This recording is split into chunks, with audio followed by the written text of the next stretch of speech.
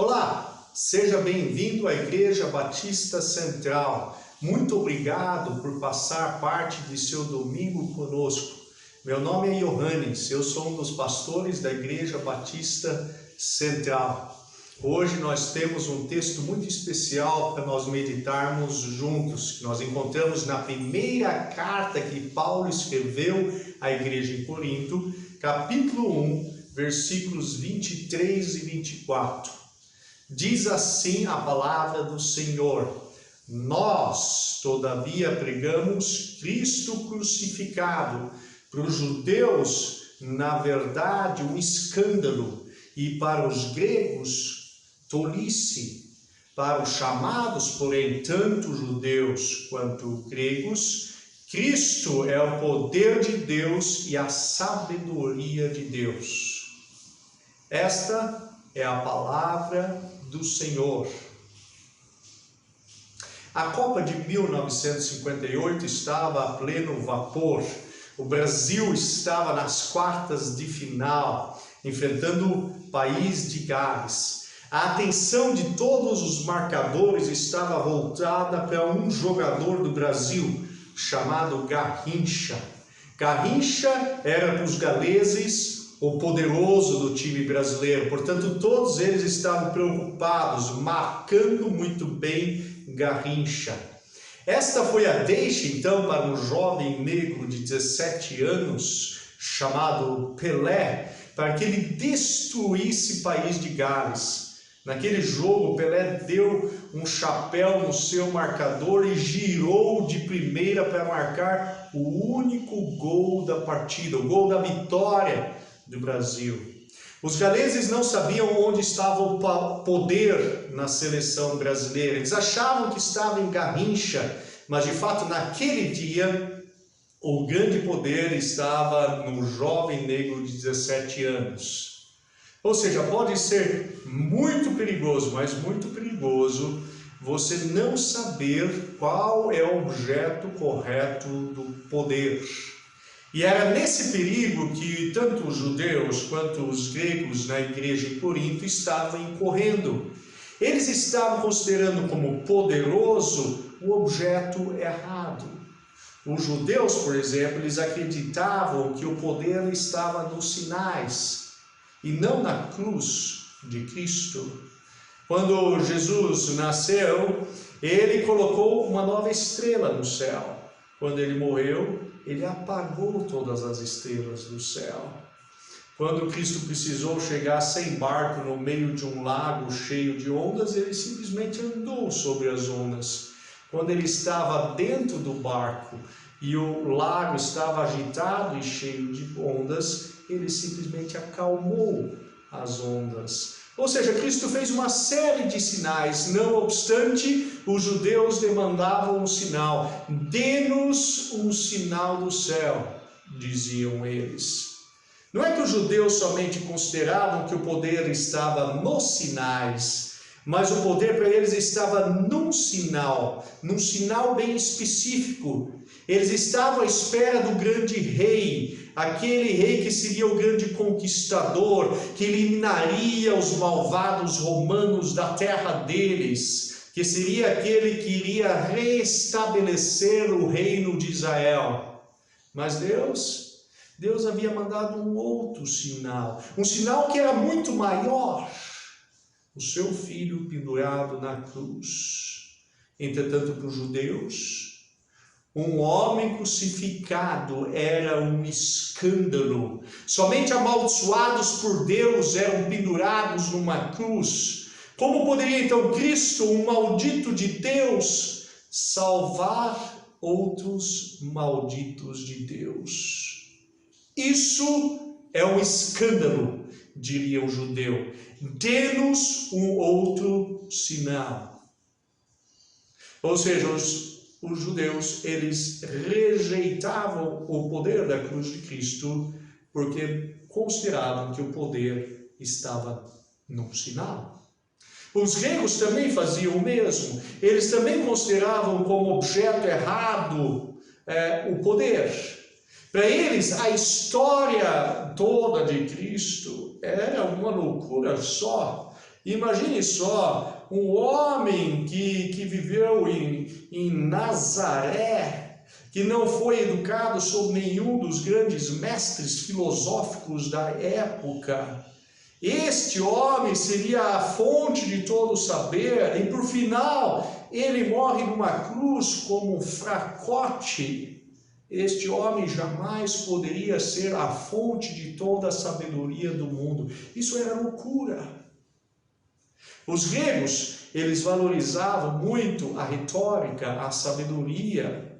Era lá que estava o poder. Certa vez, Atenas estava em guerra com Esparta, era a guerra do Peloponeso, e Atenas venceu a primeira parte da guerra. Então, todos os grandes oradores de Atenas foram convidados para fazer um discurso em homenagem, em celebração à vitória de Atenas. E dentre os oradores, teve um com destaque especial chamado Péricles. Péricles era o grande orador de Atenas e ele foi chamado para fazer um discurso louvando os atenienses que perderam a sua vida para salvar Atenas dos espartanos. O discurso foi tão poderoso que levou o povo às lágrimas. Há, entretanto, um problema com esse discurso. A guerra do Peloponeso não havia chegado até o final. Esparta venceu a segunda parte da guerra, ou seja, venceu definitivamente a guerra. Atenas perdeu. Ou seja, no final das contas, os atenienses foram derrotados por Esparta. Contudo, ainda que tivessem sido derrotados, os atenienses continuavam celebrando o grande discurso de Péricles. O discurso não continuava sendo celebrado devido à veracidade do seu conteúdo, afinal de contas Atenas tinha perdido de Esparta, mas devido ao seu poder retórico. Aristóteles, anos depois, refletindo sobre o discurso de Péricles, disse as seguintes palavras, nas minhas palavras: sei que o conteúdo do discurso de Péricles é falso, mas ele me leva às lágrimas. Isto é, a retórica de Péricles dá um poder ao evento que este não possui. Assim também os gregos estavam procedendo com relação à retórica na igreja em Corinto.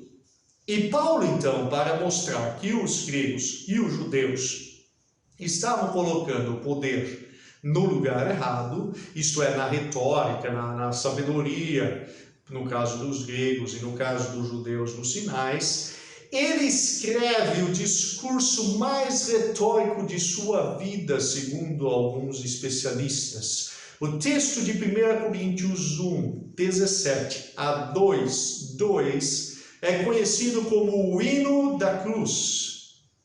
E este é o texto, digamos, mais elegante, mais fino, mais sábio que Paulo já escreveu, por inúmeras razões. Gostaria de destacar somente 3 dessas razões. Primeiro, Paulo estruturou o seu discurso de forma similar a Péricles. O discurso de Péricles, ele é considerado ainda hoje um dos mais brilhantes discursos já realizados. Tanto é que ele ainda hoje é usado nas grandes universidades do mundo para ensinar retórica. E os pesquisadores identificam uma série de conexões, de links entre o discurso de Paulo e o discurso de Péricles. Ou seja, o discurso de Paulo, ele possui a mesma sabedoria, a mesma elegância do discurso de Péricles. Segundo, Paulo apresenta 7 passos retóricos até atingir o clímax do seu discurso no versículo 23. E então ele repete 7 passos retóricos na ordem inversa. Verifique uma vez em casa, depois, obviamente, deste sermão. Se você olhar para o versículo 22, imediatamente antes do clímax, e para o versículo 24, logo depois, você irá perceber que o verso 23 funciona como uma espécie de espelho. Assim também com relação ao versículo 21 e o versículo 25. E assim por diante. Ou seja, Paulo estruturou de uma forma extremamente elegante o seu discurso. Terceiro, O clímax, no verso 23, ele possui 7 sílabas por linha. E as linhas, além de tudo, rimam no final. No clímax, no verso 23, Paulo afirma em português: nós, todavia, pregamos Cristo crucificado. Para os judeus, na verdade, um escândalo, e para os gregos, tolice. Vamos ler uma vez em grego, ainda que eu não seja um especialista na pronúncia de grego, mas vamos ler em grego, você vai perceber as 7 sílabas por linha e a rima.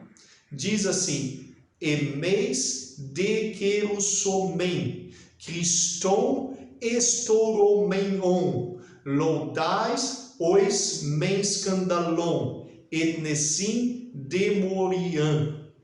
Ou seja, rima, 7 sílabas e rima. E mais, Paulo está usando a métrica hebraica, que era bem conhecida e não era usada pelos gregos, e ele usa essa métrica hebraica em grego. Isso assim é uma coisa formidável, fantástica, o fino da retórica. Então o que Paulo está fazendo aqui? Ele está rejeitando a retórica e a sabedoria humana, usando a mais elevada retórica e sabedoria humana.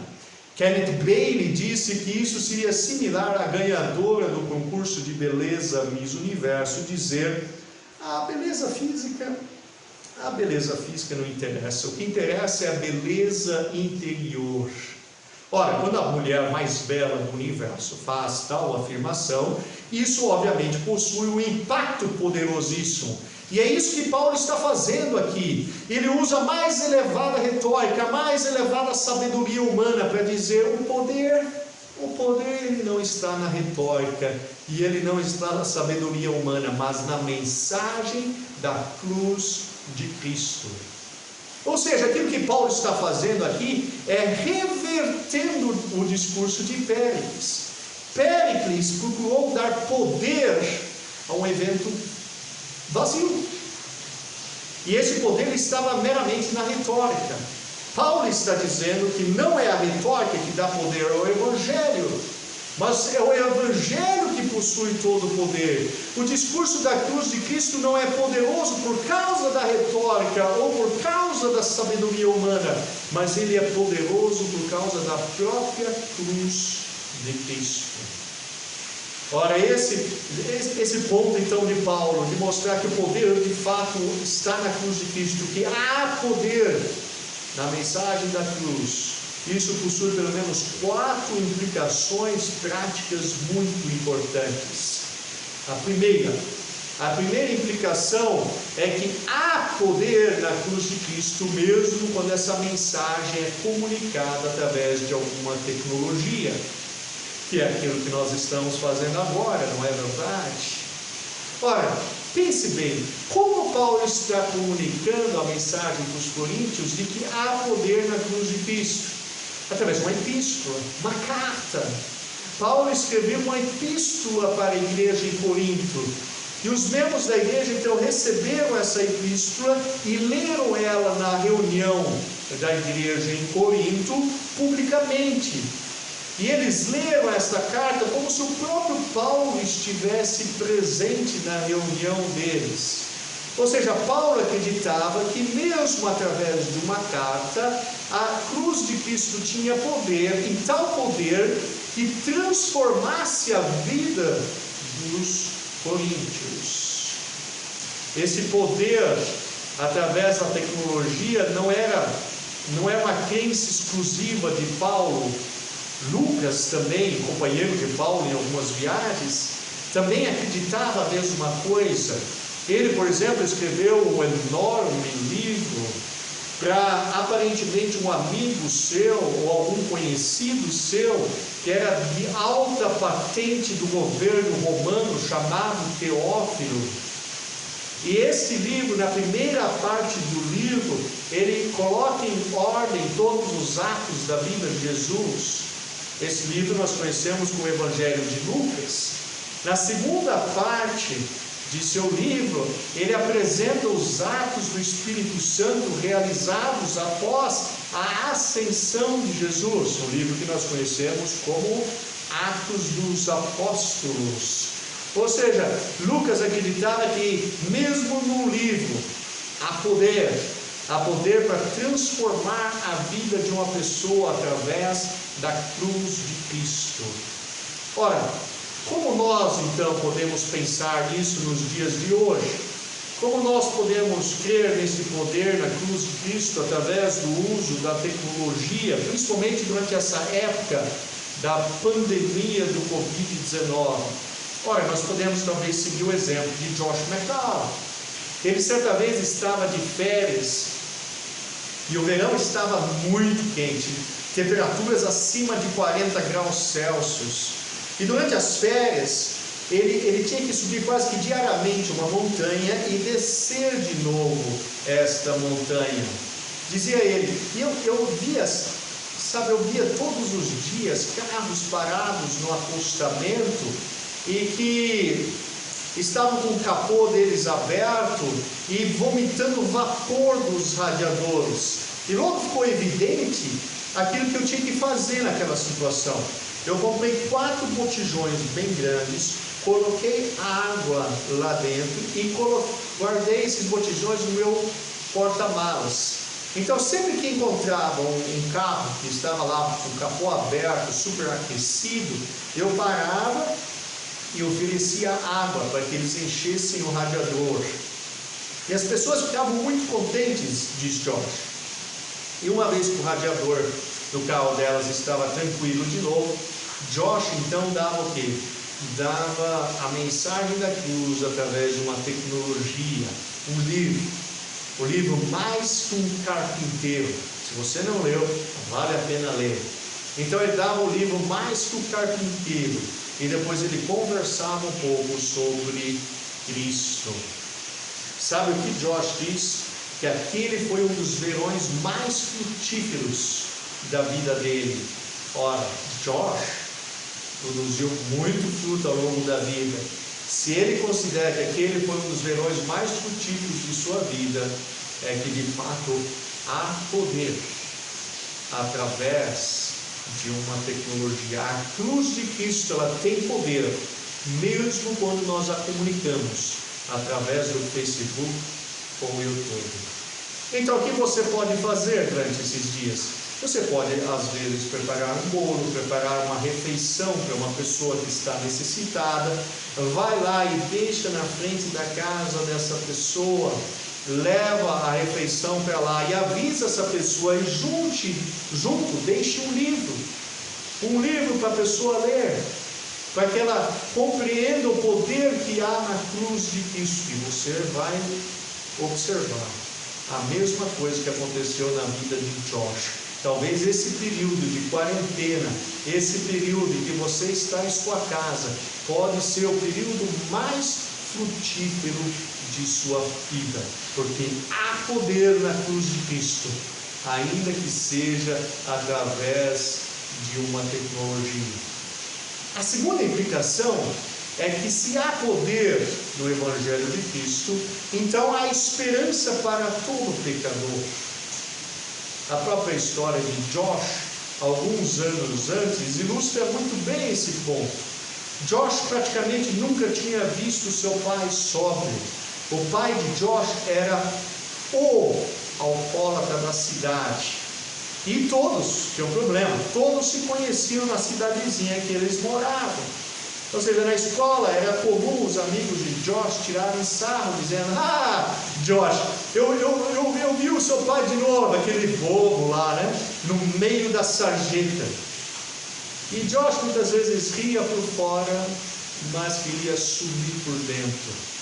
Quando algum amigo dele vinha visitar a fazenda em que Josh morava, e o pai dele estava bêbado, Josh, antes dos amigos chegarem, jogava o pai dele para dentro do carro, dirigia o carro até atrás do celeiro e deixava o seu pai escondido lá dentro do carro. Então os amigos chegavam e se de repente perguntavam: "E aí, Josh, e o seu pai?"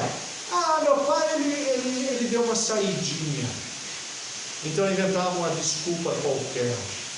Às vezes Josh ia para trás desse mesmo saleiro e encontrava sua mãe deitada, vejam só, deitada no meio do esterco de vacas.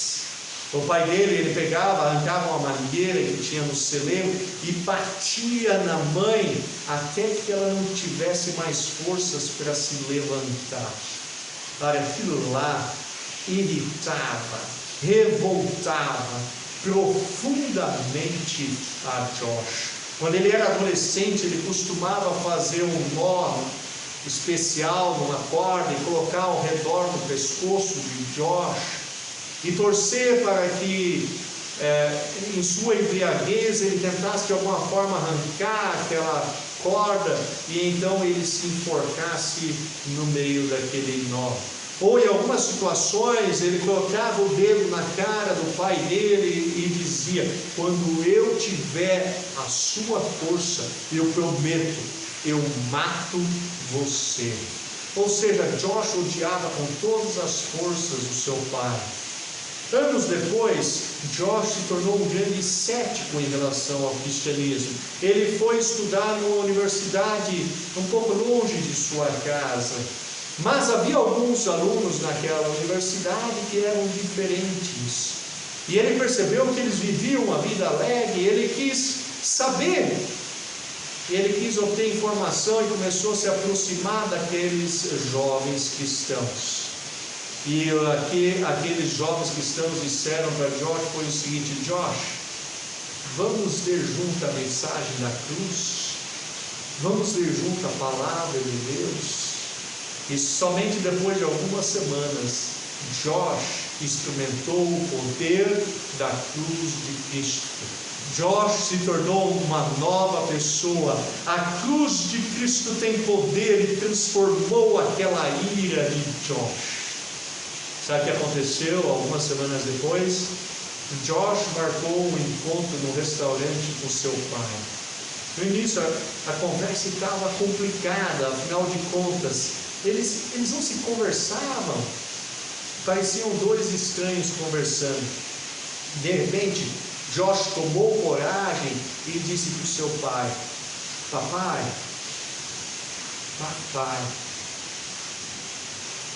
amo o Senhor.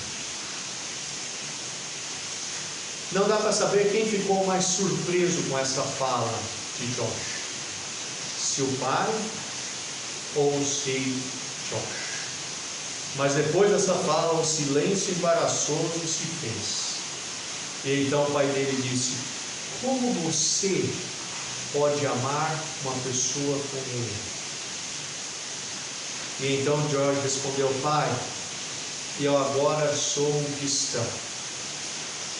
Meses depois, Josh sofreu um acidente e ele foi morar alguns dias com seu pai. Afinal de contas, ele estava engessado, as duas pernas dele estavam engessadas, um dos braços dele estava engessado, o pescoço dele estava engessado. E quando ele chegou em casa, então, seu pai foi até o quarto e disse exatamente as mesmas palavras no restaurante: Josh, de que jeito você pode amar um pai como eu? E Josh então disse para o pai: pai, 6 meses atrás eu queria matar o Senhor, mas Cristo mudou a minha vida.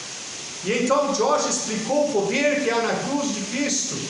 E o pai de Josh saiu então para dar uma volta e pensar em tudo aquilo. 45 minutos depois ele entra de novo e ele então vai ali para próximo de Josh e diz: filho, se Deus pôde fazer isso na sua vida, então eu gostaria de dar uma oportunidade para ele também fazer isso na minha vida. E então ele orou: Deus, se o Senhor é mesmo Deus, e se Cristo é o seu Filho, e se o Senhor pode fazer isso na vida do meu filho, eu quero que o Senhor seja o meu Salvador. O pai de Josh também experimentou a cruz de Cristo. E ele mudou. A cruz de Cristo muda uma pessoa. Ele viveu somente mais 14 meses, porque ele estava todo doente por dentro por causa da bebida. Mas a partir daquele dia, nenhuma gota de álcool entrou em sua boca. E sabe de uma coisa? Mais de 100 pessoas se converteram por causa da transformação na vida do pai de Joshua. 14 meses, 100 pessoas cristãs. Por quê? Porque o bêbado da cidade estava sóbrio.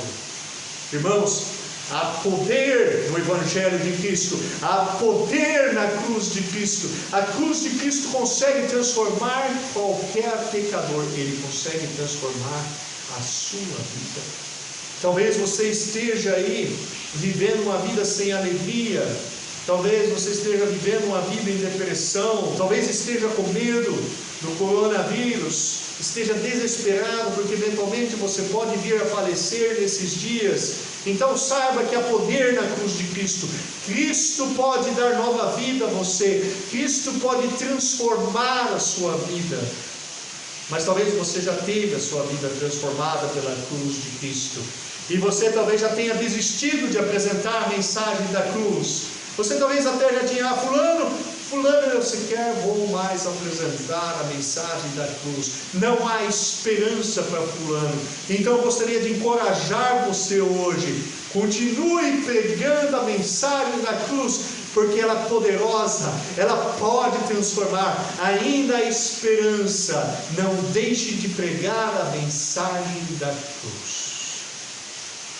Esta é a segunda implicação. A terceira implicação é que a cruz de Cristo, ela acaba com qualquer conflito entre pessoas. Ora, o que estava acontecendo na igreja de Corinto? Eles estavam divididos, eles estavam de certa forma brigados, cada um buscava o seu próprio interesse. Um dizia, eu sou de Apolo. Outro dizia, eu não, eu sou de Pedro.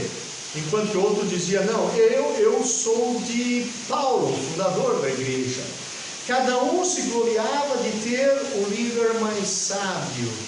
O eu era mais importante que a cruz de Cristo. E isso obviamente traz divisão no corpo de Cristo. Certa vez, 2 grandes teólogos estavam sendo entrevistados por um terceiro grande teólogo chamado D.A. Carson. E esses 2 teólogos, eles já tinham feito muito estrago no mundo. Eles tinham influenciado milhares e milhares de pastores através dos seminários, através de livros que escreveram. Ou seja, provavelmente eles foram aquelas pessoas que mais influenciaram pessoas no mundo ocidental em meio século de vida. E agora eles estavam com mais de 80 anos de vida. E na entrevista então, D.A. Carson pergunta para eles, olha, vocês dois foram extraordinários, vocês influenciaram por quase meio século, ainda que vocês tivessem uma personalidade muito forte, vocês jamais foram egoístas, vocês não resolveram construir o seu próprio império, o seu próprio prédio de forma individualista. O que contribuiu para que vocês dois jamais dissessem eu? Os dois ficaram meio sem graça com a pergunta e inicialmente permaneceram meio que em silêncio. Então um deles se aventurou a responder gentilmente a pergunta e disse, como alguém pode querer se orgulhar estando de pé ao lado da cruz de Cristo?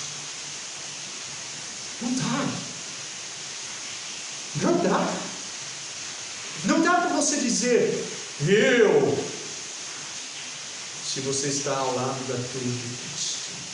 A cruz é o fim dos conflitos. Você está brigado com o seu irmão, você está brigado porque ele mandou aquela mensagem de WhatsApp para você, porque aconteceu isso ou aquilo no lanchinho da igreja, porque aconteceu isso ou aquilo no grupo de música, porque um dos pastores disse isso ou aquilo, porque um olhou meio torto para o outro. Você diz, mas eu. Então você pode estar em qualquer lugar, exceto ao pé da cruz de Cristo, porque quem está parado ao lado do pé da cruz de Cristo não consegue dizer eu. Mas diz nós, olha que a graça de Deus fez em nossas vidas. Olha como a cruz de Cristo nos une. Olha como era capaz de destruir qualquer barreira existente entre nós. Há poder na cruz de Cristo. Ela nos une. E a quarta implicação é que saber que o poder está na cruz de Cristo traz alívio para nós, na anunciação da mensagem. Você é um pregador, você é alguém que transmite a palavra de Deus para outras pessoas, você é um evangelista, você é um contador de histórias para crianças. Então você pode muitas vezes, deveria fazê-lo com o fino da sabedoria e da oratória, mas saiba que a cruz de Cristo é muito mais poderosa que isso, e isso traz um grande alívio para nós. É como se nós estivéssemos jogando futebol no acampamento da igreja, e obviamente devido à quarentena, eu estou no auge de minha forma física. Então se tivesse um jogo casado contra solteiro na igreja, com certeza eu seria um dos melhores jogadores do time, haveria poder nas minhas pernas.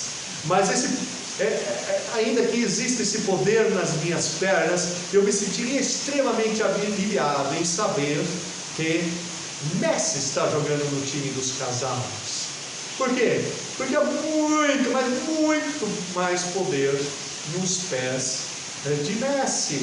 Então, ainda que exista um certo poderzinho nos meus pés, quando eu olho para os pés de Messi, isso me dá um grande alívio, porque diz, a qualquer momento ele resolve.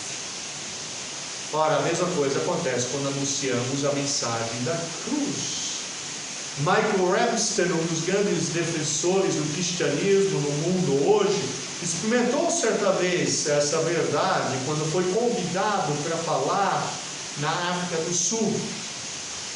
Um amigo dele chegou para ele e disse: Michael, eu vou convidar aí as grandes pessoas, aí entre as 100 pessoas mais influentes da África do Sul para um jantar, e eu quero que você pregue o Evangelho de Cristo. E Michael aceitou o convite, ele ficou muito contente com o desafio, e ele começou a se preparar, e ele é muito bom na oratória, começou a se preparar e a orar pela mensagem que seria pregada. Chegou o grande dia, 107 pessoas presentes no jantar, público recorde, muito acima das expectativas deles. Michael pregou, e sem exageros nas palavras dele, foi horrível.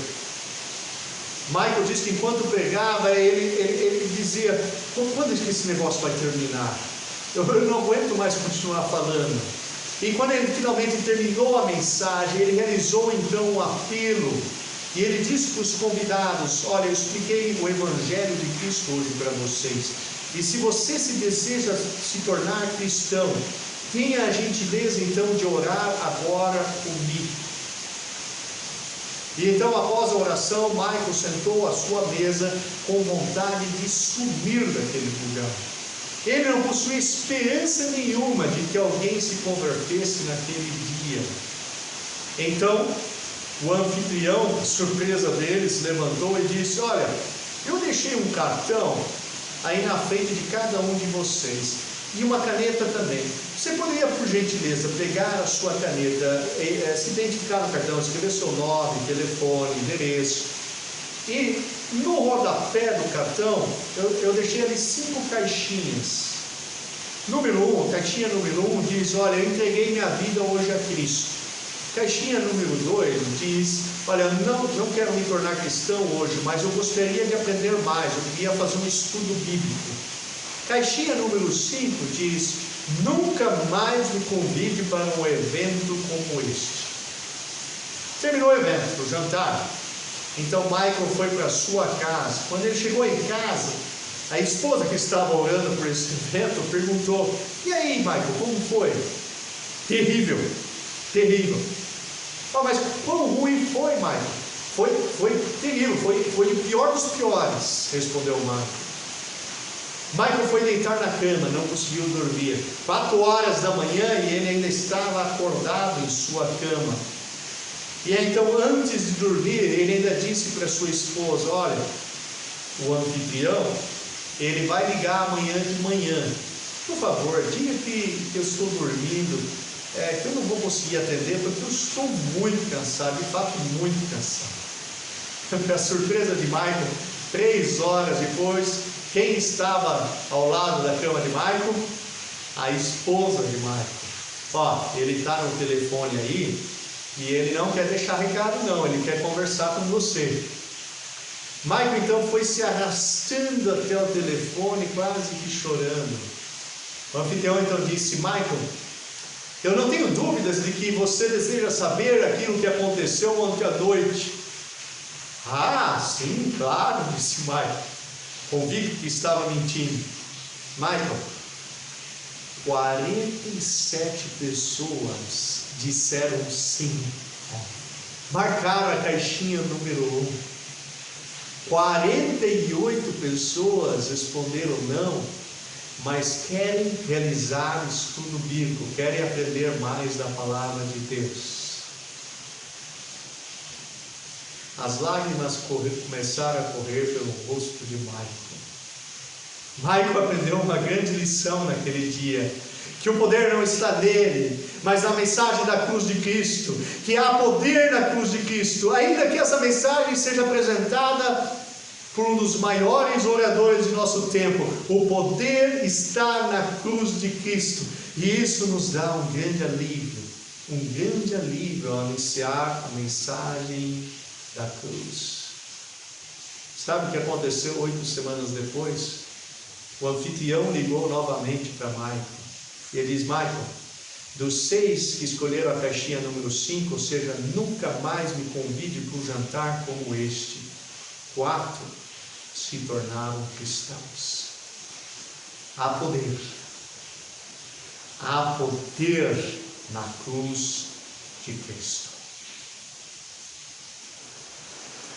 Talvez ao ouvir esta mensagem, você tenha se conscientizado de que esse poder que está na cruz de Cristo ainda não transformou a sua vida. Você diz: olha, eu estou perdido. Eu preciso de Cristo. Eu preciso, tal qual Josh, o pai de Josh, eu preciso ter a minha vida transformada por essa cruz de Cristo. Então hoje é o dia da salvação. Ajoelhe-se aí na sua casa, arrependa-se dos seus pecados, creia nessa cruz, convide Jesus para ser o Salvador de sua vida. Ele pode transformar a sua vida, porque há poder na cruz de Cristo. Mas talvez você tenha ouvido essa mensagem e você diga: eu já tive esse poder transformador da cruz de Cristo invadindo a minha vida, mas de fato eu tenho desprezado esse poder. Eu não tenho anunciado as boas novas como se existisse poder na cruz de Cristo. Eu tenho achado que tudo depende da minha vida. Então este é o momento também de você ajoelhar aonde você estiver e que você confesse o seu pecado a Deus. Eu vou confessar o meu pecado aqui. Convido vocês a confessar os seus pecados aí. Vamos orar?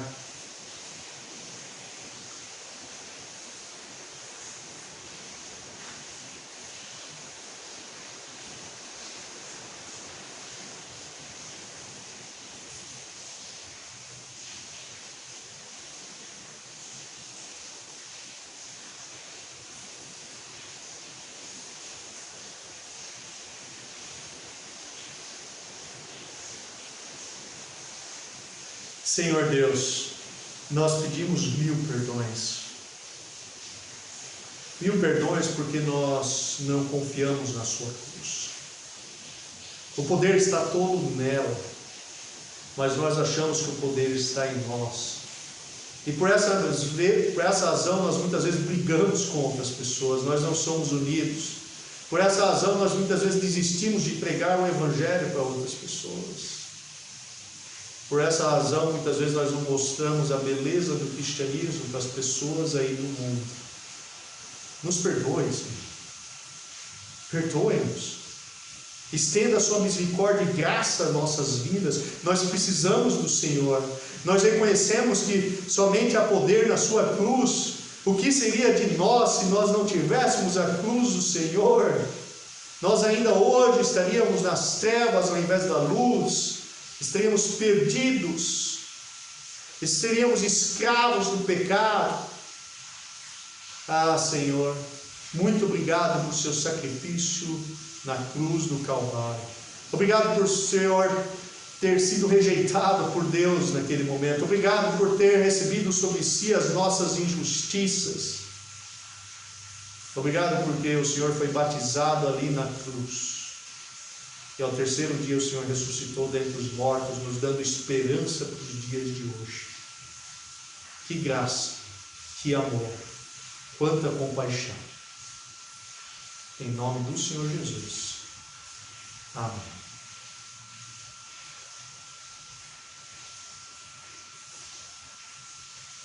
Como é bom saber que se nós vamos a Deus com os nossos pecados, há poder na cruz de Cristo.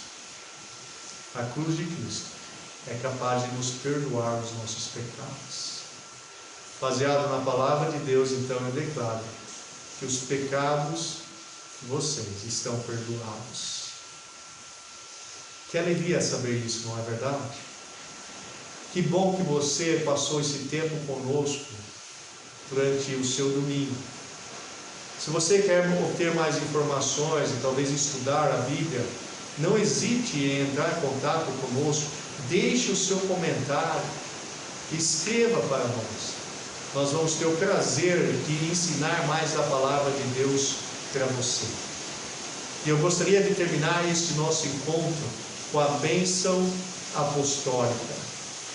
Que a graça de nosso Senhor Jesus, que o amor de Deus Pai e que a comunhão do Espírito esteja com todos nós.